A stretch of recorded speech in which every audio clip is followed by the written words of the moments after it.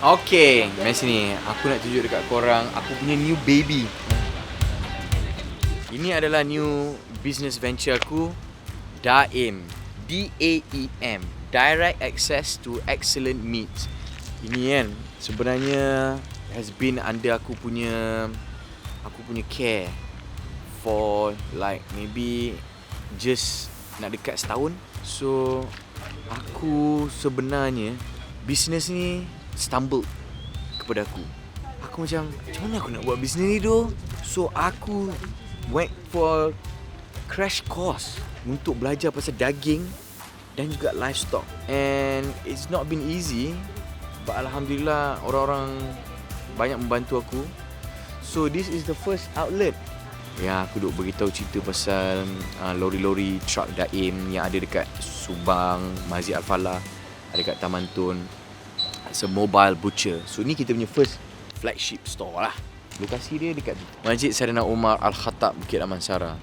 So aku beritahu kat masjid, aku cakap aku nak buka lah satu butcher shop kat sini kan. Dia jual fresh meat. Korang nak apa? Harimau menangis, harimau khayau, harimau menjerit. Wagyu adalah kita punya main item kita. Australian and Japanese. Local cuts pun kita ada juga. Aku berapa bulan aku buat container ni 100,000 juga ah. So here it is. First time kita beroperasi bulan Ramadan. Kita nak orang tahu lokasi ni kan. Kita partner dengan Beard Brothers Barbecue. So diorang buat diorang punya roti James kat sini dan orang akan beli daging. So aku tengok tunjuk kat korang apa yang berlaku kat dalam. Thanks so much. Selamat berbuka. See ya. Ini korang masuk Daim. Ni adalah kita letak kita punya Rolls Royce of meats. Ada A5 skewers, ada A5 waku-waku, kita ada shabu-shabu, yumimu, kita ada cube. Ni Japanese, ni pula Australian cut. So kalau korang nak suka masak ribeye ke kan. So waktu bulan Ramadan ni kita buat untuk orang datang. Diorang boleh datang beli diorang punya roti James. Dan pada waktu yang sama kalau diorang nak diorang beli skewer. Contohnya diorang beli skewer ni, lepas tu dia nak Beard Brothers grill. Kita bawa ni naik atas dan diorang akan grill. Ni ada 2 floor. Dekat atas ni is where team Beard Brothers akan grill korang punya skewers sepanjang bulan Ramadan ni. Food beef lah, everything semua ada dekat sini. And ni adalah projek bulan puasa. Aku duk tengok kan bulan raya aku tak buka. Malam, siang je.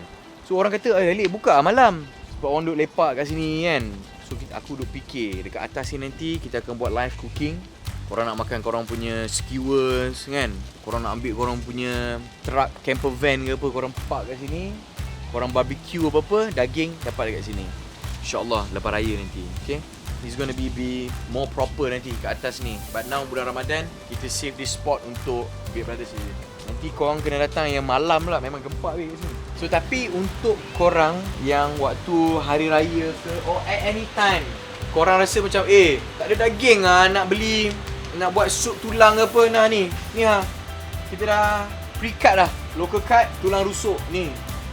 Korang masuk dalam oven ni makan dia punya bone marrow, sedap Kita ada lean cut beef and lamb. Ni apa? Local cut batang pinang. Ni nak masak bihun goreng ke apa ke kan, nasi goreng ke. Kita nak bagi tahu yang kalau korang nak beli daging tak payah pergi jauh-jauh. Korang contact Daim je. And once korang kita dapat seal ni kan, the next time korang nak beli, korang scan dia dekat sini, Daim hantar kat rumah. Halas, settle. Tapi ada satu lagi bahagian of this business yang aku tengah grow ni yang sangatlah besar. Tapi aku tak boleh bagi tahu korang lagi sampailah benda tu sampai.